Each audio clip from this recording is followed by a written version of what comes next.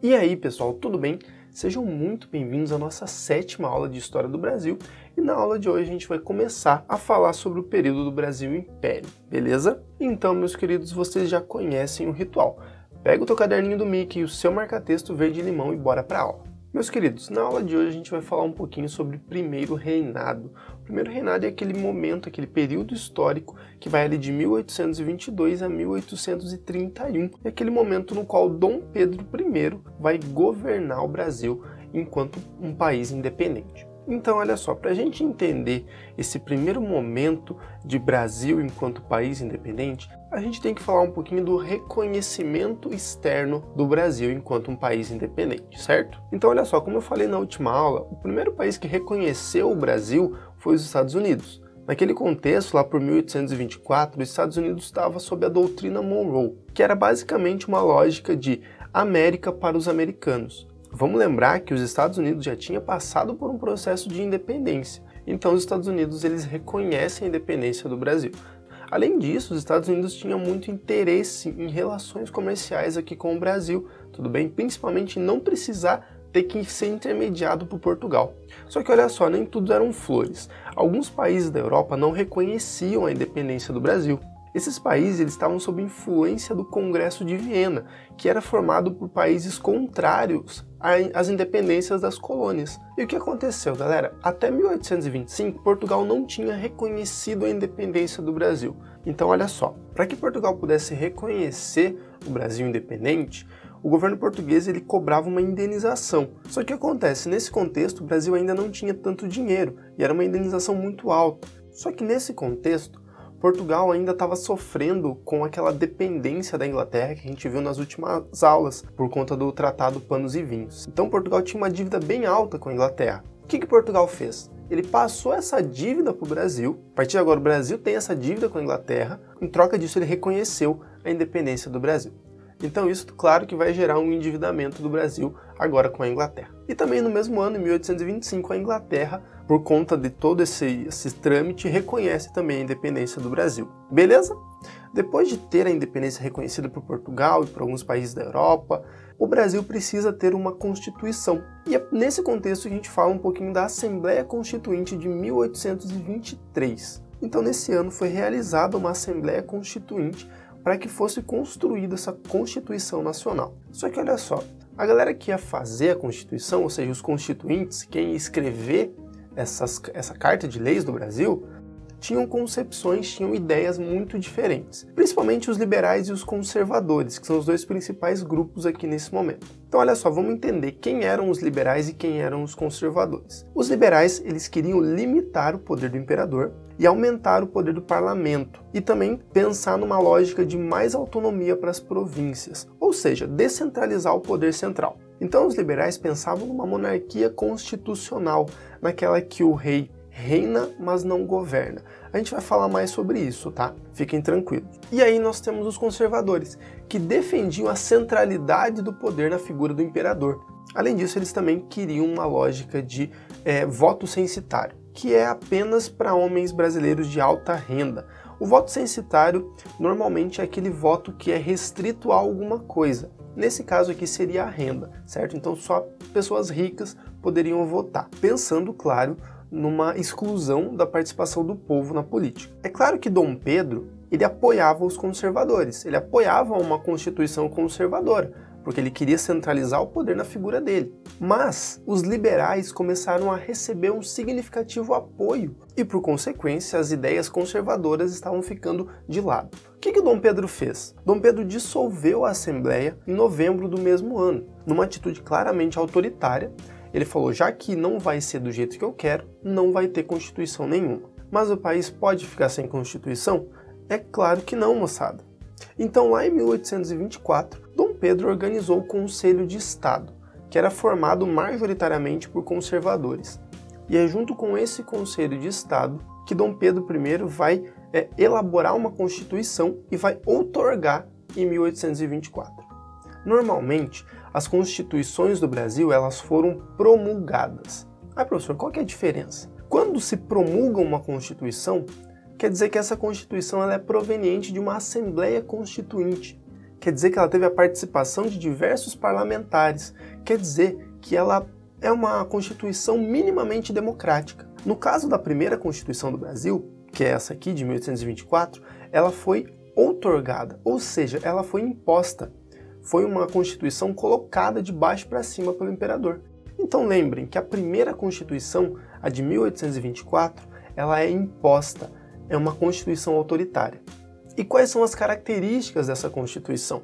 Primeiro, ela prevê uma monarquia vitalícia, constitucional e hereditária, ou seja, na ausência do Dom Pedro, quando ele morrer, a função de imperador passa para o descendente. Olha só, tinha voto censitário também, então nem todo mundo ia poder votar. Cada província teria um presidente, e aqui a gente tem que tomar cuidado porque lembrem que a província é referente a um estado, tudo bem? E um presidente de província é a mesma coisa que um governador do estado. Aqui não tem nada a ver com o regime presidencialista republicano. Nada a ver. Olha só, galera, isso é bem importante. Nesse contexto, o catolicismo passa a ser a religião oficial do Império. Então o Brasil passa a ter uma característica cristã, uma característica oficial cristã católica. Beleza? Olha só, galera, bem importante. Seriam constituídos 4 poderes, ou seja, o legislativo, judiciário e executivo. Até aqui bem normal, são os mesmos poderes que nós temos hoje na Constituição brasileira. Só que no contexto do primeiro reinado, existia mais um poder, que era o poder moderador. Então não esquece disso, o poder moderador é muito importante. Vamos entender por quê. Bom, então olha só, no poder legislativo seria formado pela Câmara dos Deputados e um Senado vitalício. O judiciário seria onde estaria o Supremo Tribunal de Justiça e o executivo era o poder que cabia ao imperador e aos ministros. Beleza. Normalmente esses 3 poderes iriam tomar as decisões do país. Só que no poder moderador, que só cabe ao imperador, esse poder poderia se sobrepor aos outros poderes. Então pensem no poder moderador como um superpoder que o imperador tinha. Então ele poderia anular qualquer decisão do legislativo, do judiciário e do executivo. Quem poderia fazer o uso desse poder? Somente o imperador, somente Dom Pedro I. Beleza? Moçada, além disso, nesse contexto, o Brasil ele vai ser governado por uma lógica do padroado, ou seja, Dom Pedro I poderia nomear bispos, então a gente percebe que existe uma ligação entre igreja e Estado. Só que não é uma ligação qualquer. Por meio do beneplácito, o imperador tinha direito de interferir nas decisões da igreja aqui do Brasil. Então olha só, isso quer dizer que a igreja no Brasil, ela fica abaixo do imperador. Quem manda na igreja, na realidade, é o imperador. Mas você vai precisar decorar esses nomes? Claro que não. Você só tem que lembrar que no período do primeiro reinado, a igreja era subordinada ao Estado. Ou seja, o Estado manda na igreja. Moçada, uma das principais características do primeiro reinado é a crise. E é uma crise que acontece principalmente pela impopularidade do imperador, certo? Então quase ninguém gostava do imperador Dom Pedro I, principalmente por conta da centralização do poder e do autoritarismo.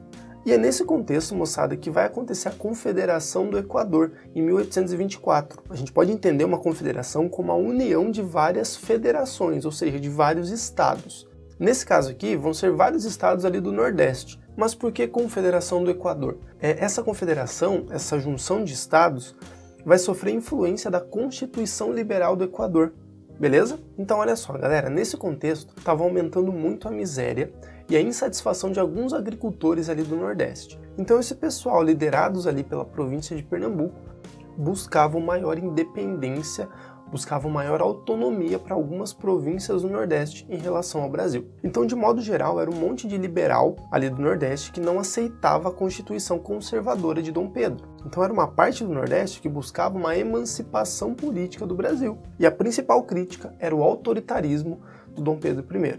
Só que foi um movimento que durou pouco.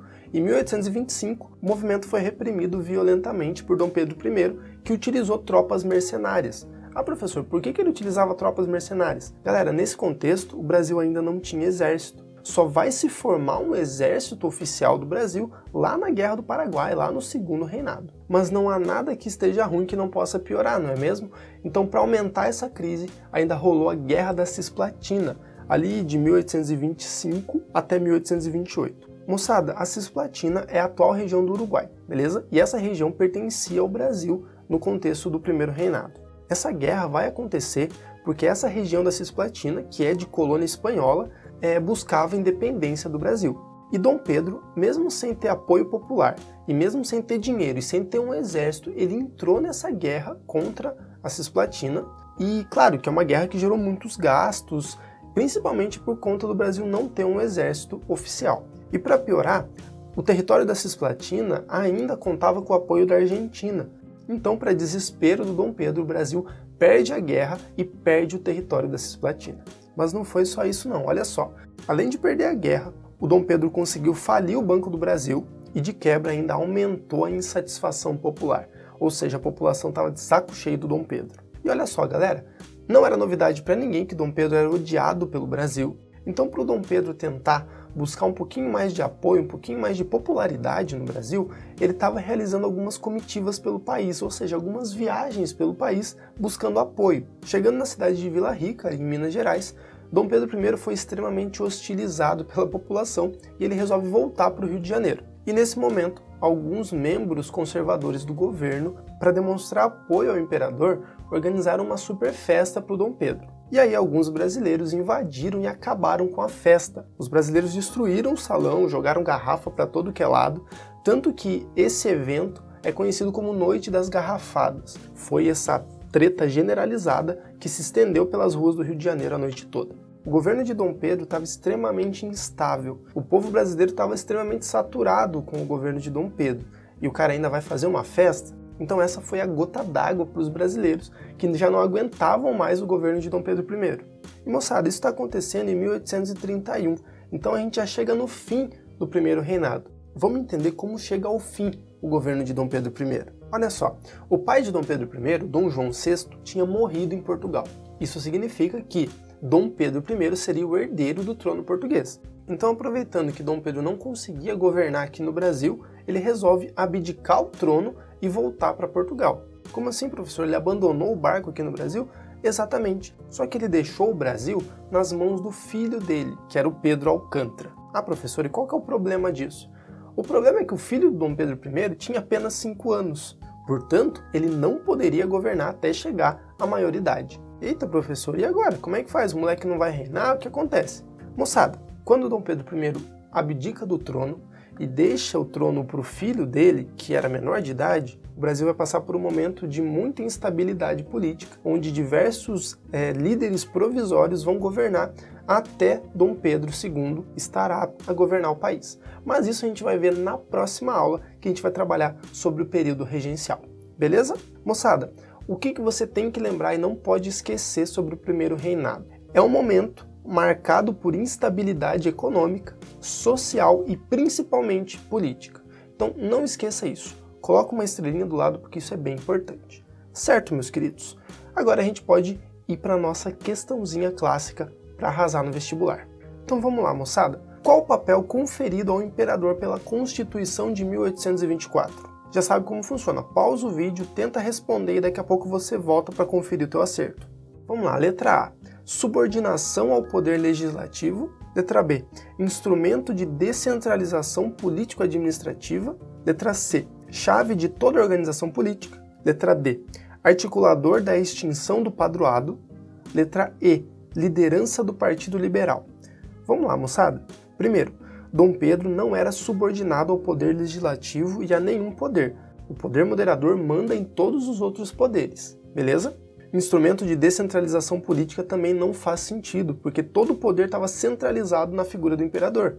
Letra C, chave de toda organização política, é a resposta correta. Então Dom Pedro I basicamente mandava e desmandava na política do primeiro reinado. Certo, meus queridos? Eu espero que vocês tenham gostado, espero que vocês tenham compreendido. Não esqueçam de fazer o comentário aqui no Classroom sobre a aula para vocês ganharem presença. Beleza, meus queridos? Eu fico por aqui, um beijo no coração de vocês e até o próximo vídeo. Tchau!